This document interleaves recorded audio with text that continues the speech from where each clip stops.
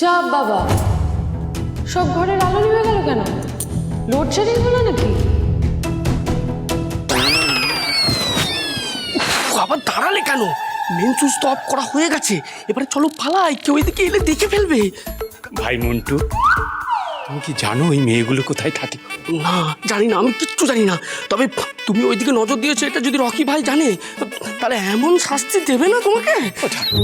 একটু বকবে তো, সে আমি সহ্য করি। না চান্দু, এই শাস্তি তুমি সহ্য করতে পারবে না।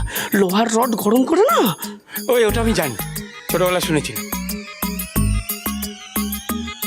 মানে ঠান্ডা দিকটা দিয়ে আমায় পেটাবে তো? না, গরম দিকটা দিয়ে পেটাবে, ঠান্ডা দিকটা হাতে ধরার জন্য। এই এরকম ভয় তুমি দেখিও না, এটা তুমি করতে পারো না। আছে মনে হচ্ছে। এই কেউ এদিকে আসছে, চলো পালাই পালাই। কে কে ওখানে? চলো চলো চলো।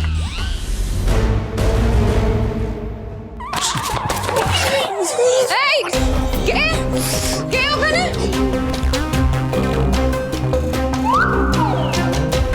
চোর চোর ঢুকেছে, দুজন চোর আছে। তোমরা ওদেরকে ধরো, পালাতে দেবে না।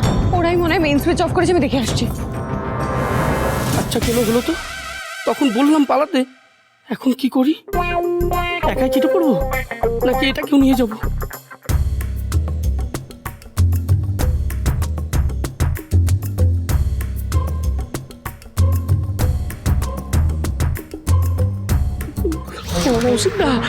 চলো পালাই, ধরা পড়লে একটা মারও মাটিতে পড়বে। আমি পারবো না, উঠতে আমার লিখেছে।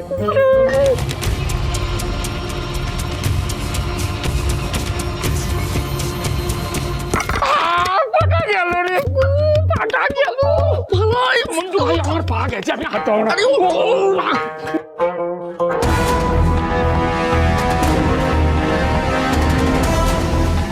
হ্যাঁ দিদি ভাই, কি হয়েছে কি? মহেশপতি, কোথায় যাচ্ছিস? কোথায় তুই?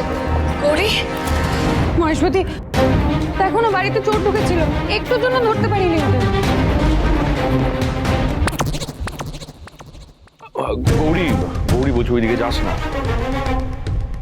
বাইরে কে কজন আছে, তাদের হাতে অস্ত্র শস্ত্র আছে কিনা তুই তো জানিস না। রাতের বেলা কিন্তু রিস্ক হয়ে যাবে বাবা।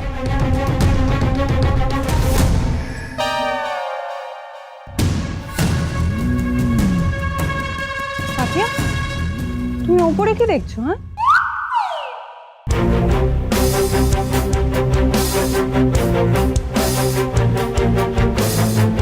হ্যাঁ কই না তো।